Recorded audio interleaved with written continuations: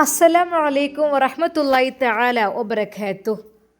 ഹഫ്സ ഉമ്മയുടെ നിർബന്ധപ്രകാരമാണ് സൗദ നവാസിൻ്റെ റൂമിലേക്ക് അന്ന് പ്രവേശിക്കുന്നത്. പ്രത്യേകമായി ആയിഷമ്മ പറഞ്ഞിരുന്നു, പൊന്നു മോനെ നവാസെ, സൗദ എന്നെ കെട്ടിയ പെണ്ണാണ്. അപ്പോൾ എന്തൊക്കെ തന്നെയായാലും നീ അവളെ നല്ല രീതിയിൽ നോക്കണം. അതെ, നിങ്ങൾ നല്ലൊരു ജീവിതത്തിലേക്ക് പ്രവേശിക്കണം. അതാണ് ഞാൻ ആഗ്രഹിക്കുന്നത്. അല്ലാതെ നിങ്ങൾ അവിടെയും ഇവിടെ നിന്നിട്ട് കാര്യമില്ലല്ലോ. ഏതായാലും കെട്ടാൻ കെട്ടി, ഒരു കുട്ടിയായി, ഇനിയിപ്പോൾ അവിടെയും ഇവിടെ ജീവിച്ചിട്ട് കാര്യമില്ല. നിങ്ങൾ നല്ല മട്ടത്തിൽ നീ രണ്ട് ഭാര്യമാരെയും ഒരുപോലെ നോക്കിക്കൊണ്ട് നടക്കണം. ഒരാളെ മാത്രം നമ്മൾ നോക്കിയിട്ട് കാര്യമില്ല. ഒരാളെ മാത്രം നമ്മൾ നോക്കിക്കഴിഞ്ഞാൽ, അല്ലെങ്കിൽ ഒരു ഭാഗത്തേക്ക് ചെരിവുണ്ടായി കഴിഞ്ഞാൽ നമ്മൾ മരണപ്പെട്ട് ചെല്ലുമ്പോഴേ ഒരു ഭാഗം ചെരിഞ്ഞവനായിക്കൊണ്ട് പോകും എന്നാണ്. അതെ, നമ്മൾ തോള് ചെരിഞ്ഞവനായിട്ട് നടക്കുന്നൊരു ഭാഗത്തേക്ക്. രണ്ട് ഫാമിലി ഉണ്ട്, രണ്ട് ഭാര്യമാരുണ്ടെങ്കിൽ രണ്ട് പേരെയും ഒരുപോലെ നോക്കണം. അല്ലെങ്കിൽ മോനെ നമുക്ക് മരിച്ച് ചെല്ലേണ്ടതാണ്. കാലാകാലം ഇവിടെ നിൽക്കാൻ പറ്റൂല. നല്ല മട്ടത്തിനെല്ലാം നല്ല ഹക്കായ രീതിയിൽ നോക്കണം. ഉമ്മാൻ്റെ കുട്ടീനോട് അറിവില്ലായ്മ കൊണ്ട് പറഞ്ഞു തരാമെന്ന് വിചാരിക്കണ്ട. ഉമ്മാൻ്റെ ഒരു ഉപദേശം പോലെ കരുതിയാൽ മതി. മനസ്സിലായല്ലോ? ശരിക്കും അതാ ആയിഷമ്മയുടെ വാക്ക് കേട്ട് നവാസ് അതെല്ലാം ശരിവെച്ചിരുന്നു. അങ്ങനെ ഉമ്മയുടെ നിർബന്ധപ്രകാരമാണ് അന്ന് നവാസ് അവിടെ കൂടുന്നത്. അതായത് കുടിയിരിക്കൽ കഴിഞ്ഞ് തിരിച്ചു പോകണമെന്നാണ് വിചാരിച്ചത്. പക്ഷെ എന്ത് ചെയ്യാൻ, ഉമ്മ അങ്ങനെ പറഞ്ഞു. പിന്നെയെന്ന് വെച്ചാൽ ഉമ്മ പറഞ്ഞത് കേൾക്കാതിരുന്നാൽ അത് അതിനേക്കാളും വലിയ വിപത്തായിരിക്കും. കാരണം ഒരു കാലത്ത് അതെ ഉമ്മയോടൊരു വാക്ക് പറയാതെയാണ് ഇതെല്ലാം ഞാൻ സ്ഥാപിച്ചെടുത്തത്. ഒരു വാക്ക് പറഞ്ഞിരുന്നെങ്കിൽ, ഉമ്മാൻ്റെ വാക്ക് കേട്ടിരുന്നെങ്കിൽ എനിക്ക് ഈ ഒരു ശിക്ഷയൊന്നും ഉണ്ടാകുമായിരുന്നില്ല. അല്ലാ റബ്ബേ, പഠിച്ചോനെ, ഇനി ഒരിക്കലും ഉമ്മ അറിയാത്തൊരു സംഭവം എനിക്ക് എൻ്റെ ജീവിതത്തിലേ വേണ്ട. എന്നാൽ അതാ നവാസ് ഉമ്മയുടെ നിർദ്ദേശപ്രകാരം തന്നെയാണ് അവിടെ നിന്നതും. എന്നാൽ ഹഫ്സ അതാ സൗദിയെ റൂമിലേക്ക് കൊണ്ടാക്കുന്നു. ശരിക്കും ആദ്യ രാത്രി മണവാട്ടിയെ കൊണ്ടുവിടുന്ന പോലെയാണ് ആക്കി കൊടുക്കുന്നത്. എന്നാൽ അവൾ പരമാവധി പറഞ്ഞു, അതെ ഞാൻ കുറച്ച് കഴിഞ്ഞിട്ട് നവാസ് ഖാൻ്റെ അടുത്തേക്ക് പോയിക്കോളാം. നിങ്ങൾ മോളെ അത് പറഞ്ഞാൽ പറ്റില്ല, അവനവിടെ ഒറ്റയ്ക്കല്ലേ, നീ അവൻ്റെ ഭാര്യയല്ലേ, അപ്പോൾ പിന്നെ എന്താ. അങ്ങനെ ഏതാ അവളെ റൂമിലേക്ക് ആക്കി കൊടുത്തു. എന്നാൽ നവാസ് ഒരു നിമിഷം സൗദയെ കണ്ടപ്പോൾ പതുക്കെ എഴുന്നേറ്റു. അവൾ അല്പം നാണത്തോടെ തന്നെ അവിടെ നിന്നു.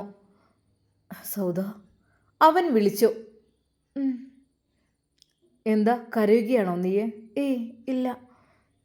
എന്താ സൗദ, എന്തു പറ്റി? ഇക്ക, ഞാൻ നിങ്ങളെ മുമ്പിൽ ഇങ്ങനെ വന്ന് നിൽക്കാൻ പാടില്ലായിരുന്നു. അതെന്താ, നീ എൻ്റെ ഭാര്യയല്ലേ? ഞാൻ ഭാര്യയാണ്, പക്ഷേ ഞാൻ വേണ്ടാത്ത പലതും ചെയ്തില്ലേ. ഞാൻ ഇക്കാനെ കുറിച്ചും ഒക്കെ ആകപ്പാട്ട് തെറ്റിദ്ധരിച്ച് എന്തൊക്കെയോ. ഏയ് അതൊന്നും നീ ആലോചിക്കല്ലേ, പഴയതൊന്നും. നമുക്ക് പുതിയ ജീവിതത്തിലേക്ക് കടക്കാം സൗദ.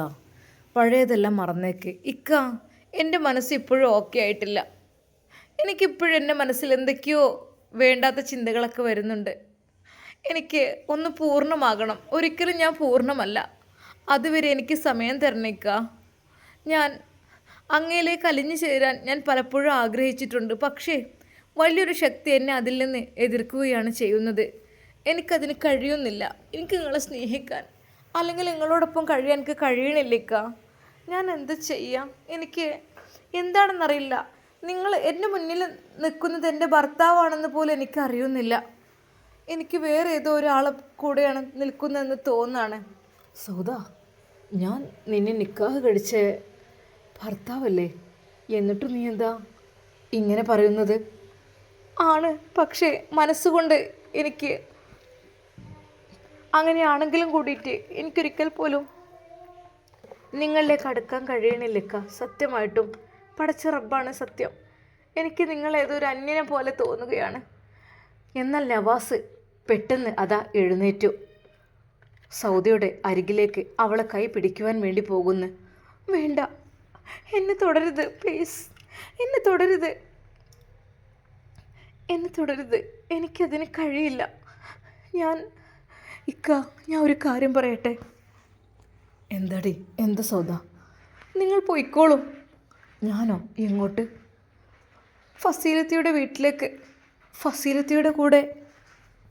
ഇക്ക, നിങ്ങൾ കാരണം ഫസീലത്ത ഗർഭിണിയല്ലേ. എനിക്കൊന്നും ഉണ്ടായിട്ടില്ല. നിങ്ങളോട് എനിക്കൊരു ദേഷ്യമൊന്നുമില്ല. പക്ഷേ എനിക്ക് എന്തെന്നറിയില്ല, എനിക്ക് എൻ്റെ ഭർത്താവായിട്ട് ഉൾക്കൊള്ളാൻ കഴിയണില്ല നവാസ്ക. ഞാൻ കാര്യമാണ് പറയുന്നത്. പടച്ചോനാണ് സത്യം. ഒരിക്കലും ഞാൻ കളവ് പറയല്ല. കാരണം എനിക്ക് കളവ് പറയേണ്ട ആവശ്യമില്ല. എന്താണെന്ന് വെച്ചാൽ എനിക്ക് പടച്ച റബ്ബ് എൻ്റെ മനസ്സിങ്ങനെ ആക്കി തീർത്തിക്കണേ. അല്ലാതെ എനിക്ക് ആരോടും പകയോ വിദ്വേഷമോ ഇല്ല. പുത്തൻ വീട് തറവാടുകാരുടെ മഹിമ ഞാൻ ശരിക്കും മനസ്സിലാക്കി. കാരണം അതെ, എൻ്റെ പെറ്റുമ്മയായ അത്രക്കും ദ്രോഹങ്ങൾ ചെയ്ത ആ ഉമ്മാക്ക് വരെ മാപ്പ് കൊടുത്തതാണ് നിങ്ങളും. അതെ, പുത്തൻ വീട് തറവാട്ടത്തെ ആയുഷമ്മയും. അതുകൊണ്ട് എൻ്റെ മനസ്സ് നിറഞ്ഞു. സത്യം പറഞ്ഞാൽ ഞാൻ പലതും ചിന്തിച്ചിരുന്നു നിങ്ങളെക്കുറിച്ചൊക്കെ. പക്ഷെ അതെല്ലാം നിങ്ങൾ മാറ്റി എഴുതി. അതുകൊണ്ട് ഇക്ക, ഞാനൊരു കാര്യം പറയാണ്. എനിക്ക് കുറച്ച് ദിവസം കൂടെ കഴിഞ്ഞിട്ട് ഞാൻ നിങ്ങളോടൊപ്പം ജീവിച്ചോളാം. ഇപ്പം എനിക്കൊന്ന് ആലോചിക്കണം, എനിക്കൊന്ന് പൊറുക്കലിനെ തേടണം പടച്ച റബ്ബിനോട്. ഞാൻ ഒരുപാട് തെറ്റുകുറ്റങ്ങൾ ചെയ്ത പാപിയാണ്, ദോഷിയാണ് ഞാൻ. ഇക്ക, ബുദ്ധിമോശം കൊണ്ട് ഷമ്മാസിനെ വരെ ഞാൻ... വേണ്ട, ഒന്നും പറയണ്ട തൽക്കാലം. അതൊന്നും ഇനി പറയണ്ട ഇക്ക. എനിക്ക് പടച്ച റബ്ബ് പുറത്തു തരൂല. നിങ്ങളുടെ മനസ്സാണ് ഞാൻ ആഗ്രഹിക്കുന്നത്. ഞാൻ ഇങ്ങനെയൊക്കെ ചെയ്തിട്ട് നിങ്ങളുടെ അടുത്തേക്ക് വന്നല്ലോ, അതാണ് ഞാൻ. സൗദ, ഇതെൻ്റെ ഉമ്മയുടെ വാക്കാണ്.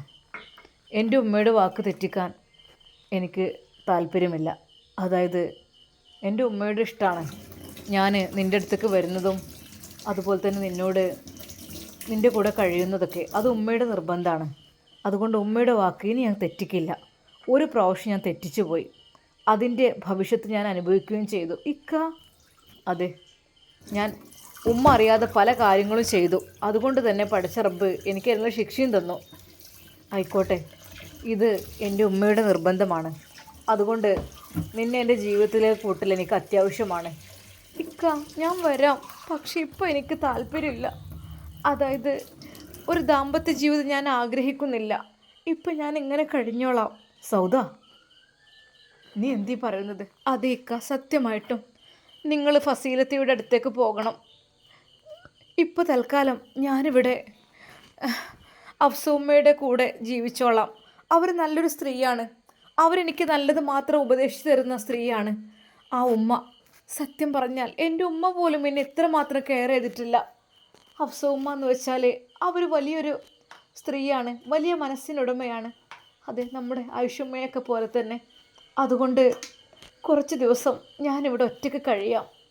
എനിക്ക് എന്തൊക്കെയോ മനസ്സിൻ്റെ ഉള്ളിൽ പ്രയാസമാണ്, പ്രശ്നമാണ് ഇക്ക. നിങ്ങളോടൊരിക്കലും എനിക്ക് ഇഷ്ടമില്ലായിട്ടൊന്നല്ല, ഞാനൊരിക്കലും അങ്ങനെ വിചാരിച്ചിട്ടുമില്ല. പക്ഷേ എൻ്റെ മനസ്സ് എന്തൊക്കെയോ ആണ്. എനിക്കൊരിക്കലും ഉൾക്കൊള്ളാൻ കഴിയണില്ല നിങ്ങളെൻ്റെ ഭർത്താവാണെന്നുള്ളത്. ഒരു അന്യപുരുഷൻ എൻ്റെ മുമ്പിൽ നിൽക്കുന്ന പോലെയാണ് എനിക്ക് തോന്നുന്നത്. സൗദ, നീ എന്തീ പറയുന്നത്? ഇക്ക, തൽക്കാലം നമ്മൾ തമ്മിൽ ഒരു ബന്ധമില്ലാത്തത് ആരും അറിയണ്ട. ഞാൻ ഈ റൂമിൽ കഴിഞ്ഞോളാം, കുഴപ്പമില്ല. പക്ഷേ ഞാൻ നവാസ്കയുടെ അടുത്ത് കിടക്കുന്നില്ല. എനിക്ക് അതിന് കഴിയുന്നില്ല. എനിക്ക് സത്യമായിട്ടും. സൗദ, നീ എന്താ ഇങ്ങനെ? ഞാനൊക്കെ നിന്നെ എത്രമാത്രം സ്നേഹിച്ചിരുന്നു. നീയായിട്ട് തന്നെയല്ല നഷ്ടപ്പെടുത്തിയത്. ഒരിക്കലുമല്ല, ഞാനല്ല ഇക്ക, പ്ലീസ്. ഒരിക്കലും ഞാനല്ല. എനിക്കെൻ്റെ ജീവിതത്തിൽ എന്തൊക്കെയോ തെറ്റ് പറ്റിപ്പോയിട്ടുണ്ട്. പിന്നെ എല്ലാത്തിനും കാരണക്കാരി എൻ്റെ ഉമ്മ മാത്രമാണ്. ഉമ്മ അല്ലാതെ വേറെ ആരുമല്ല. ഉമ്മ എന്നോട് അങ്ങനെയായിരുന്നു ഉമ്മയുടെ പെരുമാറ്റം. അതുകൊണ്ട് എൻ്റെ മനസ്സ് തന്നെ ആകപ്പാടെ മാറിപ്പോയിക്ക. നിങ്ങളുള്ള സ്നേഹം, ഇഷ്ടം എല്ലാം എനിക്ക് അകന്നകന്ന് പോയതുപോലെ. ഒരിക്കലും നിങ്ങളെൻ്റെ ഭർത്താവാണെന്ന് എനിക്ക് അംഗീകരിക്കാൻ കഴിയുന്നില്ല. എന്നാൽ അതാ അവളുടെ വാക്ക് കേട്ട് നവാസ് മൗനം പാലിച്ചു. അതെ, ഇവൾക്ക് കാര്യമായിട്ടെന്തോ തകരാറുണ്ട്. അല്ലെങ്കിൽ ഇങ്ങനെയുണ്ടാവും. എത്ര ദിവസമായി അവളും ഞാനുമായിട്ടൊന്ന് അത് എല്ലാം മറന്ന്, ശരിയാണ് ഭാര്യയല്ലേ, എന്തെങ്കിലുമൊക്കെ തെറ്റ് പറ്റിപ്പോയിട്ടുണ്ടെങ്കിൽ ഓക്കെ, എല്ലാം മറന്നൊന്ന് ഒരുമിക്കാമെന്ന് വിചാരിച്ചതാണ് ഞാൻ. അത് ശരിയാണ്. ഓരോ വാക്കുകൾ, ഓരോ വാർത്തകൾ, അതും നമ്മെക്കുറിച്ച് ഇല്ലാത്തത്, ഗർഭിണിയായ സമയത്ത് പീഡിപ്പിച്ചു, ഉപദ്രവിച്ചു എന്നൊക്കെ പറഞ്ഞ് അവളുടെ ഉമ്മ കെട്ടിയുണ്ടാക്കിയ ആ നുണക്കഥകൾ എല്ലാം ആലോചിക്കുമ്പോൾ മനസ്സ് വല്ലാതെ വേദനിക്കുന്നു. റബ്ബേ, ഞാൻ ഒരിക്കൽ പോലും വിചാരിക്കാതെ, മനസ്സിൽ പോലും ചിന്തിക്കാത്ത കാര്യങ്ങളാണല്ലോ എന്നെക്കൊണ്ട് പറഞ്ഞുണ്ടാക്കിയതെന്ന് ആലോചിക്കുമ്പോൾ ആകെ മടുത്തു പോകും. പക്ഷേ ഉമ്മയുടെ ഉപദേശവും കാര്യങ്ങളും എല്ലാം കേൾക്കുമ്പോൾ അങ്ങ് അത് മറന്നു പോവുകയാണ്. എന്താ ചെയ്യുക, സാരല്ല, പടച്ച റബ്ബിൻ്റെ വിധിയായിരിക്കും അതൊക്കെ. അല്ലെങ്കിലും നവാസ് ഓരോന്ന് ആലോചിച്ചു. സൗദയുടെ കൂടെ ജീവിക്കാൻ ഇഷ്ടമുണ്ടായിട്ടൊന്നല്ല, അത് ഐഷുമ്മ, അതായത് എൻ്റെ ഉമ്മ അങ്ങനെ പറഞ്ഞതുകൊണ്ട് മാത്രമാണ് ഞാൻ ഇങ്ങോട്ട് വന്നത്. അല്ലാതെ ഒരിക്കൽ പോലും ഞാൻ അവളുടെ കൂടെ ഇരിക്കൂല, അവളുടെ അടുത്തേക്ക് പോകൂല. എന്താ ചെയ്യുക? പക്ഷേ ഉമ്മയുടെ വാക്ക് നിരസിക്കാൻ വയ്യല്ലോ. അതുകൊണ്ടാണ് നമ്മുടെ നവാസ് അന്നവിടെ താമസിക്കുന്നത്, സൗദയുടെ അരികിൽ. എന്നാൽ സൗദയുടെ വാക്കുകൾ കേട്ട നവാസിന് എന്ത് ചെയ്യണമെന്നായിപ്പോയി ഒരു നിമിഷം. അതെ, അവൾ പറഞ്ഞത് എങ്ങനെയാണ്, ആരും അറിയരുത്, നമ്മൾ രണ്ടുപേരും ഭാര്യ ഭർത്താക്കന്മാരല്ലാതെ ജീവിക്കുന്നത്, എല്ലാവരും നല്ല സുഖത്തിൽ സന്തോഷത്തിലാണ് ജീവിക്കുന്നതെന്ന് അറിയണം, ഉമ്മയും അതറിയണം. സൗദയുടെ ആ വാക്കുകൾ കേട്ടപ്പോൾ നവാസിന് എന്ത് ചെയ്യണമെന്നായിപ്പോയി. അവൻ അല്പം ശോകമുഖമായി അവിടെ തന്നെ നിന്നു. എന്നാൽ ആ നിമിഷം തന്നെ അതാ സൗദ പുറത്തേക്ക് പോകുന്നു. എന്നാൽ അവളുടെ ഉപ്പയും ഉമ്മയും അവിടെ ഇരുന്ന് സംസാരിക്കുകയായിരുന്നു. അതെ ഇക്ക, എന്തായാലും അവളുടെ ജീവിതം ഇങ്ങനെയൊക്കെ ആയിത്തീർന്നു, ഇനിയെങ്കിലും നല്ലൊരു ജീവിതം അവർ ജീവിക്കട്ടെ. എനിക്ക് സത്യം പറഞ്ഞാൽ എൻ്റെ മനസ്സ് സന്തോഷിച്ചൊരു ദിവസമാണ് ഇവിടേക്ക് വന്നത്. ഈ വലിയ വീട്ടിലേക്ക് നമ്മൾ താമസം മാറ്റി എന്നതിലുപരി സൗദിയും നവാസും നല്ല രീതിയിൽ ജീവിക്കുന്നുണ്ടല്ലോ, അത് ആലോചിച്ചപ്പോഴാണ് എനിക്ക് റാഹത്ത്. എന്നാൽ അത് ഹഫ്സയോട് പറയുന്നു, ഹഫ്സ, നിൻ്റെ മനസ്സ്, അതെ, ഓളെ പെറ്റുമ്മാക്കില്ലാത്ത മനസ്സ് നിനക്കുണ്ട്, ഓളെ പെറ്റുമ്മാക്ക് ഇഷ്ടമല്ല ഒരിക്കൽ പോലും മക്കൾ നല്ല രീതിയിൽ സുഖത്തിൽ ജീവിക്കുന്നത്. പക്ഷേ നിൻ്റെ മനസ്സ് എന്ന് പറഞ്ഞു തീർന്നില്ല. അപ്പോഴേക്കും അതാ വാതിൽ തുറന്ന് സൗദ വരുന്നു.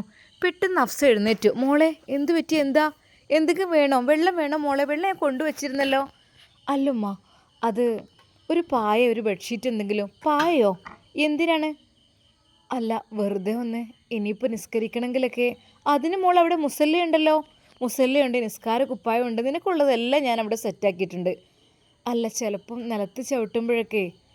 മോളെ പായ വേണോ? അത് ഞാൻ എടുത്തു തരാലോ. പിന്നെ എന്തിനാ പായ എന്നും കൂടി പറഞ്ഞു കേട്ടോ. ഒന്നിനുമില്ല, ഞാൻ അത് നവാസ്ക ചോദിച്ചപ്പോഴേ. എന്നാൽ ഉപ്പ പറഞ്ഞ് അത് അവന് നിസ്കരിക്കാനായിട്ടായിരിക്കും, അല്ലെങ്കിൽ പിന്നെ ഈ മാർബിൾ എന്നിട്ട് നിലത്ത് ഈ തണുപ്പ് കാലത്ത് നല്ല ചവിട്ടാൻ കഴിയൂല, അപ്പോൾ അതിലൊന്ന് ചവിട്ടാനായിരിക്കും. ആ ഉപ്പയുടെ വാക്കുകൾ കേട്ട ഹഫ്സ പറഞ്ഞു, ഇക്ക വേറെ നീ ആലോചിക്കണ്ട, എടുത്തു കൊടുത്തേക്ക്. അപ്പോഴേക്കും പായ എടുത്തു കൊടുത്തു. ഒരു ബെഡ്ഷീറ്റും കൂടെ. അതെന്തിനാ ബെഡ്ഷീറ്റ് അലമാരക്കകത്ത് തന്നെ ഉണ്ടാവുമല്ലോ. അല്ല, എന്തൊക്കെയോ ഹഫ്സക്ക് ഒരു അപായം തോന്നി തുടങ്ങി. എന്തൊക്കെ ഇതിങ്ങനെ? സൗദ, മോള് പോയിക്കോ, ഇനി എന്തെങ്കിലും ഉണ്ടെങ്കിൽ ഞാൻ വിളിച്ചുകൊണ്ട് ഞാൻ കൊണ്ടുവന്ന് തരാം. അങ്ങനെ അത് പായവുമായി അവൾ അകത്തേക്ക് കയറി. നവാസ് അതെല്ലാം നോക്കി ബെഡിലിരിക്കുകയായിരുന്നു.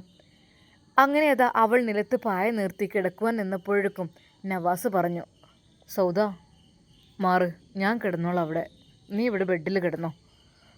ഇക്ക, നിങ്ങൾ എന്താ പറയുന്നത്? അപ്പോഴേക്കും നവാസ് താഴോട്ടിറങ്ങി അതാ ആ ഒരു പായയിൽ കിടക്കുവാൻ വേണ്ടി നിൽക്കുന്നു. എന്നാൽ സൗദ ശരിക്കും ഞെട്ടി ഇത്തവണയും. കാരണം പടച്ചോനെ, പുത്തൻ വീട് തറവാട്ടുകാർ ഞാൻ വിചാരിച്ച പോലെ ഒരിക്കലുമല്ല. അവർക്ക് അഹംഭാവവും അഹങ്കാരവും ഇല്ലാത്തവരാണ്. കണ്ടില്ലേ, ഏറ്റവും താഴ്മയോട് കൂടിയിട്ടാണ് നവാസ്കയൊക്കെ എന്നോട്, ഇക്ക നിങ്ങൾ പടുത്തുയർത്തിയ മണിമാളികയാണിത്, ഈ ഒരു വീട്ടിൽ നിങ്ങളാണ് ഈ ബെഡിൽ സുഖസുന്ദരമായി കിടക്കേണ്ടത്. ഞാനൊക്കെ വെറും പാവമായിരുന്നു, പാവപ്പെട്ട വീട്ടിലെ കൊച്ചു കുടിലായിരുന്നു എൻ്റെ താമസം. വലിയ കൊട്ടാരത്തിലേക്ക് കൊണ്ടുപോയതൊക്കെ നിങ്ങൾ തന്നെയാണ്. അപ്പോൾ നിങ്ങളാണ് ശരിക്കും ഇവിടുത്തെ രാജാവ്, അതായത് ഈ വീടിൻ്റെ ഉടമസ്ഥൻ നിങ്ങളാണ്. നിങ്ങൾ കട്ടിൽ കിടക്കൂ, ഞാൻ താഴെ കിടന്നോളാം. സൗദ, നിനക്ക് സുഖമില്ലാത്തതാണ്, നിനക്ക് എന്തൊക്കെയോ മനസ്സിനുള്ളിലും ശാരീരികമായും മാനസികമായിട്ടും പ്രയാസങ്ങളുള്ളതാണ്. അതുകൊണ്ട് ഒരിക്കൽ പോലും ഞാൻ കട്ടിൽ കിടക്കുന്നില്ല, നീ കിടക്ക്, ഞാൻ താഴെ കിടന്നോളാം. ശരിക്കും അതാ നവാസ്കയുടെ വാക്കുകൾ കേട്ട സൗദ ഞെട്ടിത്തരിച്ചിരിക്കുകയാണ്. നവാസ്ക, അത് വേണ്ട സൗദ, അത് പറ്റില്ല. നിനക്ക് ഞാൻ നിൻ്റെ കൂടെ നിൽക്കാൻ ഉദ്ദേശമില്ല എങ്കിൽ ഞാൻ നിലത്ത് കിടന്നോളാം. അതല്ല, നീ എൻ്റെ കൂടെ ഒരു ഭാര്യയായിട്ട് കഴിയുവാൻ നീ എൻ്റെ കൂടെ ഉണ്ടെങ്കിൽ അതാ നിനക്ക് എൻ്റെ കൂടെ കിടക്കാം എന്ന് പറഞ്ഞ് നവാസ് പറഞ്ഞു തീരും മുമ്പേ അവൾ പറഞ്ഞു, ഇല്ലേക്ക, എനിക്കൊരിക്കൽ പോലും നിങ്ങളൊരു ഭർത്താവായി കാണാൻ കഴിയുന്നില്ല. സത്യമായിട്ടും നമ്മുടെ വീട്ടുകാരും നാട്ടുകാരൊക്കെ പല രീതിയിലാണ് ചിന്തിക്കുന്നത്. പക്ഷേ എനിക്ക് പറയാനുള്ള എന്താണെന്ന് വെച്ചാൽ, എനിക്ക് കുറച്ച് സമയം വേണം, ഒന്ന് ആലോചിക്കണം, എല്ലാം ഒന്ന് റെഡിയാകാൻ എനിക്ക് സമയം വേണം. തീർച്ചയായും. സൗദിയുടെ വാക്കുകൾ കേട്ട നവാസ് അവൻ ആ ബെഡിലിരുന്നു. ഒരു നിമിഷം അവൻ ആലോചിച്ചു, അത് ഫസീലയെക്കുറിച്ച്. പാവം ഫസീല, എനിക്ക് വേണ്ടി തന്ന ദിവസങ്ങളായിരുന്നു ഇതെല്ലാം. പക്ഷേ എന്ത് ചെയ്യാം, സാരല്ല. എന്നാൽ ഈ സമയം അതാ ഐഷുമ്മ അവിടെ ഐഷുമ്മയുടെ റൂമിൽ കിടന്ന് ആലോചിക്കുകയാണ്. പടച്ച റബ്ബേ അല്ലാ, മിസിരി താഴെ കിടക്കുന്നുണ്ട്. ഉമ്മ, എന്താ ഉറക്കം വരുന്നില്ലേ? അല്ല മോളെ, ഞാനിങ്ങനെ ആലോചിക്കുമായിരുന്നേ എൻ്റെ നവാസിൻ്റെ ഒരു അവസ്ഥ.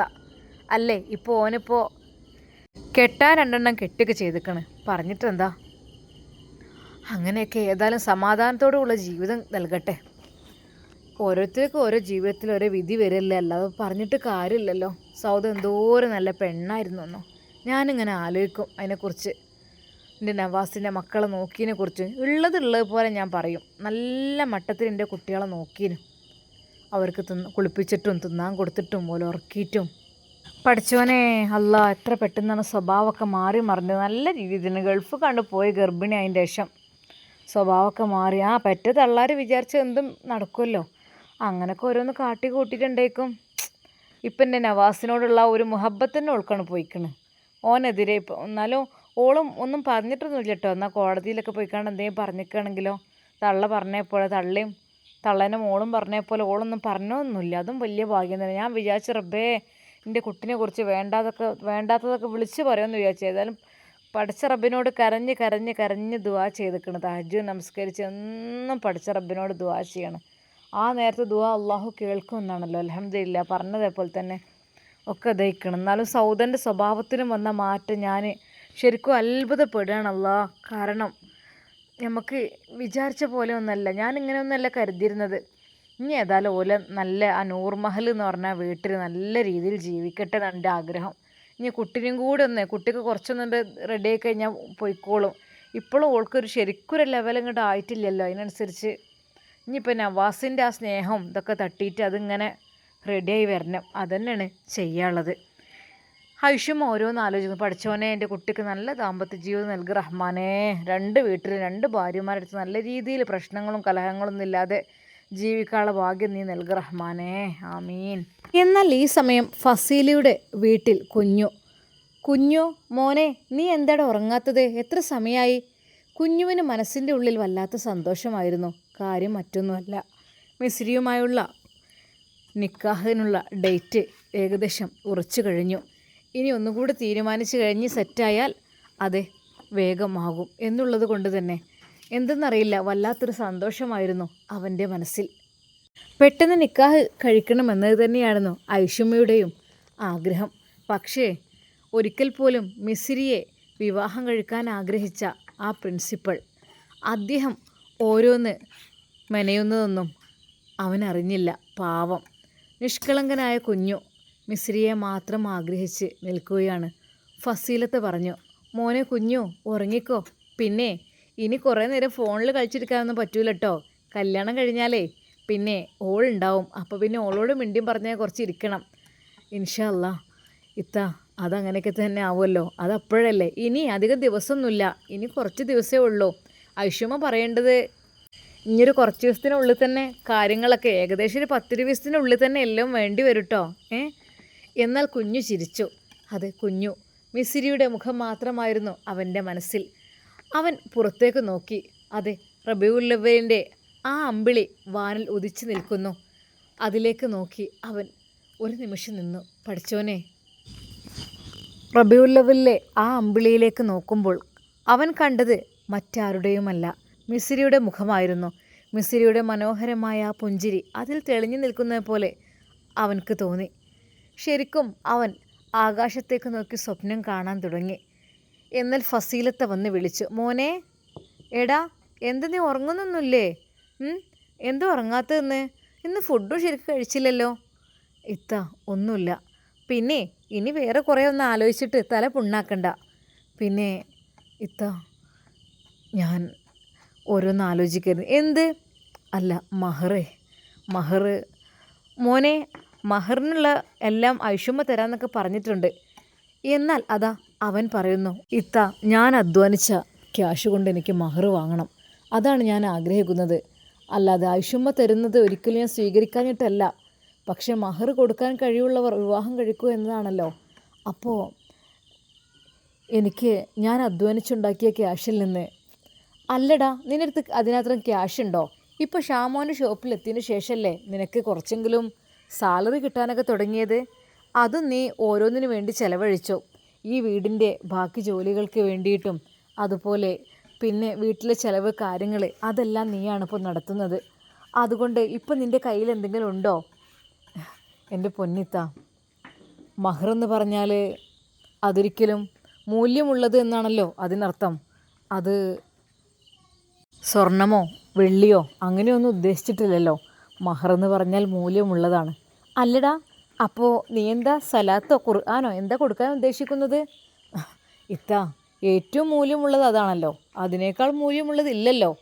എൻ്റെ പൊന്നു കുട്ടിയെ, നീ വേറൊന്നും ചിന്തിക്കല്ലേ. അവൾക്കുള്ള മഹറിനുള്ള ഇല്ലെങ്കിലേ ഇതാ നിൻ്റെ മാല ഇതാണ്ട് കൊടുത്തിട്ട് ഈ വേറെ വാങ്ങിക്കോ. ഫസീലയുടെ കഴുത്തിലെ മാല പിടിച്ചുകൊണ്ട് അവർ പറഞ്ഞു. എൻ്റെ പൊന്നിത്ത, ഞാൻ പറഞ്ഞല്ലോ, എനിക്ക് സ്വർണം തരാനും എനിക്ക് പണം തരാനൊക്കെ എല്ലാവരും ഉണ്ടാവും. പ്രത്യേകിച്ച് പുത്തൻ വീട് തറവാടിൻ്റെ ഷോപ്പിൽ ഞാൻ നിൽക്കുന്നതുകൊണ്ട് എനിക്ക് ഷമ്മാസ് തന്നെ എനിക്ക് എല്ലാത്തിനുള്ള ക്യാഷ് തരും.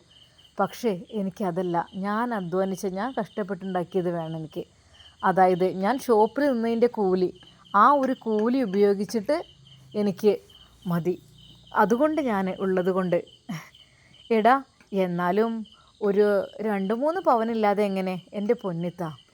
സത്യം പറഞ്ഞാൽ അതിൻ്റെ ഒന്നും ആവശ്യമില്ല. മഹറെന്ന് പറഞ്ഞാൽ ഇനിയിപ്പോൾ മൂല്യമുള്ളത് എപ്പോഴും കഴുത്തിൽ കെട്ടാന്ന് വെച്ചാൽ ഒരു പവൻ്റെ ഒരു മാലയായാലും പോരെ. എൻ്റെ പൊന്നു മോനെ, നീ പുത്തൻ വീട് തറവാട്ടുകാരെ പറയിപ്പിക്കല്ലേ കേട്ടോ. എന്താ ഇത്ത? അതും മൂല്യമുള്ളതല്ലേ? അല്ലാഞ്ഞിട്ടല്ല, എന്നാലും ഒരു 2-3 പവനെങ്കിലും ഇല്ലാതെ കഴുത്തിൽ കിടക്കുമ്പോഴേ അതൊരു കാണാണ്ടാവില്ലല്ലേ. പിന്നെ അതുമല്ല, പുത്തൻ വീട് തറവാട്ടിലെന്ന് പറഞ്ഞാൽ എല്ലാവരും മഹർ പിടിച്ച് നോക്കുന്നവരും സ്വർണ്ണം നോക്കുന്നവരൊക്കെ ആയിരിക്കും. എൻ്റെ പൊന്ന് ഇത്ത, അതൊന്നും വിഷയമേ അല്ല എനിക്ക്.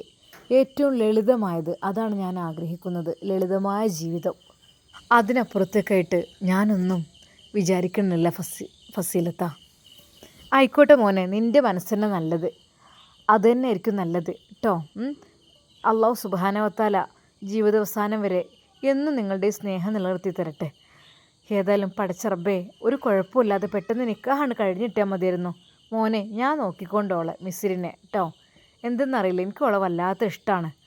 അവൾ നല്ലൊരു മോളുമാണ്. പഠിച്ചവനായിട്ടാണ് ഞമ്മക്ക് തിരക്കി തന്നത്. എന്നാൽ അത് കേട്ടപ്പോൾ കുഞ്ഞുവിൻ്റെ മനസ്സിൻ്റെ ഉള്ളിൽ 1000 നക്ഷത്രങ്ങൾ വിരിയുന്ന പോലെ തോന്നി. അവൻ ആ അമ്പിളിയിലേക്ക് വീണ്ടും നോക്കി. അത് മനോഹരമായി ഉദിച്ചുയർന്ന റബീഉൽ അവ്വലിൻ്റെ ചന്ദ്രിക. എൻ്റെ മിസ്സിരിയുടെ മുഖത്തേക്കാൾ സൗന്ദര്യം അതിനുണ്ടോ എന്ന് വരെ അവന് തോന്നിപ്പോയി. ആ മതി മോനെ, ഉറങ്ങാൻ നോക്ക് എന്ന് പറഞ്ഞ് ഫസീല അവിടുത്തെ ലൈറ്റ് ഓഫ് ചെയ്തു. അവനതാ അവൻ്റെ ബെഡ്റൂമിലേക്ക് നോക്കി.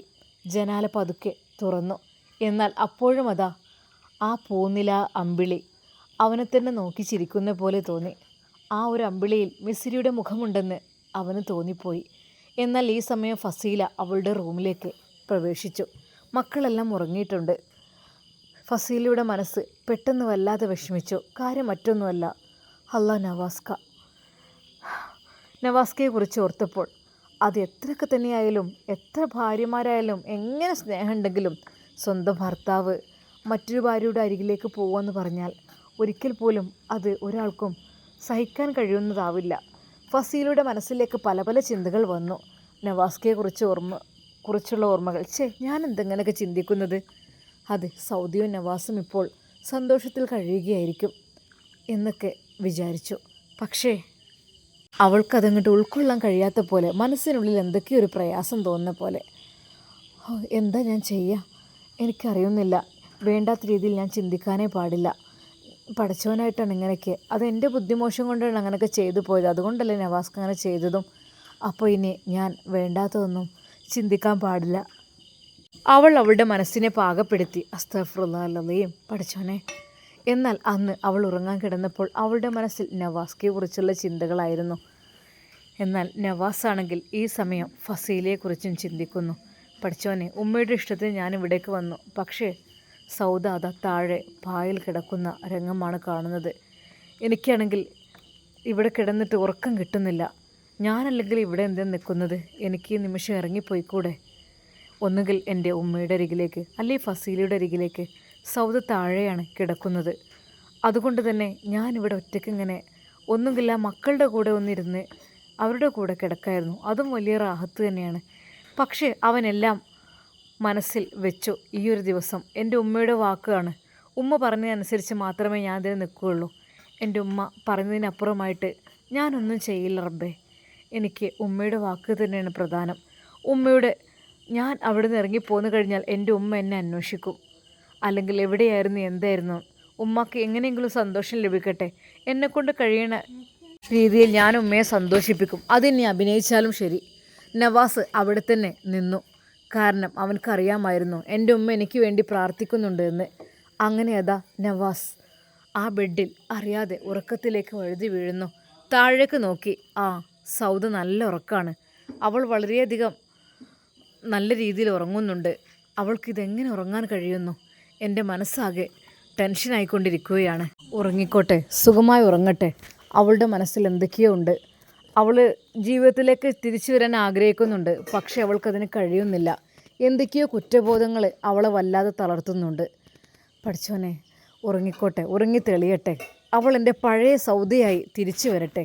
അതുവരേക്കും അവൾക്കനുസരിച്ച് ഞാൻ നിന്നിരിക്കും. കാരണം അവളിപ്പോൾ പറയുന്നത് ഒരിക്കൽ പോലും എനിക്ക് അങ്ങയെ ഭർത്താവായി കാണാൻ കഴിയുന്നില്ല എന്നാണ്. ആയിക്കോട്ടെ, ആ രീതിയിൽ ഞാൻ നിന്നോളാം. അവൾ പഴയ രീതിയിൽ തിരിച്ചു വരുവോളം ഞാൻ കാത്തിരുന്നോളാം. പിന്നെ എൻ്റെ ഉമ്മ ഒരിക്കലും ഇതറിയാനും പാടില്ല. ഉമ്മാക്കറിഞ്ഞാൽ വീണ്ടും അത് ടെൻഷനായി തോന്നും. ഉമ്മാക്ക് അത് വലിയൊരു വിഷമത്തിലേക്ക് വഴി ഒരുക്കും. അതുകൊണ്ട് റബ്ബേ, തൽക്കാലം ഈ രീതിയിൽ അങ്ങനെ പോട്ടെ. അങ്ങനെ അതാ നവാസും അവൻ്റെ ഗാഢമായ നിദ്രയിലേക്ക് അലിഞ്ഞു ചേരുന്നു. റബ്ബേ, ഒരാളെയും വെറുപ്പിക്കാതെ, ഒരാളെയും വിഷമിപ്പിക്കാതെ നല്ല രീതിയിൽ ജീവിക്കാനാണ് റബ്ബേ ഞാൻ ആഗ്രഹിക്കുന്നത്. എൻ്റെ ഉമ്മ പറഞ്ഞ പോലെ തോള് ചെരിഞ്ഞവനായിക്കൊണ്ട് എനിക്ക് മഹ്ശറയിലേക്ക് പോകാൻ വയ്യ. ഒരു ആളുടെ ഭാഗത്ത് മാത്രം നിന്ന് കഴിഞ്ഞാൽ, ഒരു ഭർത്താവിൻ്റെ 2 ഭാര്യമാരുണ്ടായി കഴിഞ്ഞാൽ 2 പേരെയും ഒരുപോലെ സംരക്ഷിച്ചില്ലെങ്കിൽ മഹ്ശറയിലേക്ക് ചെരിഞ്ഞവനായിട്ട് പോകേണ്ടി വരുമെന്നാണ്. അതെനിക്കാവില്ല. അതുകൊണ്ട് തന്നെ 2 പേർക്കും 2 പേരുടെ ഇഷ്ടത്തിന് കെയർ ചെയ്യുക. എൻ്റെ ഉമ്മയുടെ ഇഷ്ടം പോലെ, എൻ്റെ ഉമ്മയുടെ ആഗ്രഹം പോലെ ഇൻഷാ അല്ലാഹ്. നവാസ് ആ നിദ്രയിൽ അത് ആലോചിച്ചു. അതെ, സൗദ താഴെ കിടക്കുന്നു. എടുത്ത് ബെഡിലേക്ക് കിടത്തണമെന്ന് വരെ തോന്നി. വേണ്ട, അവൾക്ക് ഇഷ്ടമില്ലാത്തത് ചെയ്യണ്ട. അവളുടെ ഇഷ്ടം അതാണെങ്കിൽ അത് നടക്കട്ടെ. അല്ലാ, നവാസ് അതാ ഗാഢമായ ഉറക്കത്തിലേക്ക് വഴുതി വീഴുന്നു. ഇൻഷാ അല്ലാഹ്, ഇനി രാവിലെ എന്തായിരിക്കും അവസ്ഥ? സൗദയുടെ സ്വഭാവത്തിൽ വല്ല മാറ്റമുണ്ടാകുമോ? അവൾക്ക് നവാസിനോട് സ്നേഹം തോന്നി തുടങ്ങുമോ? നമുക്ക് കാത്തിരുന്ന് കാണാം. അതുവരേക്കും എല്ലാവർക്കും അസ്സലാമു അലൈക്കും വറഹ്മത്തുള്ളാഹി തആല വബറകാതുഹു.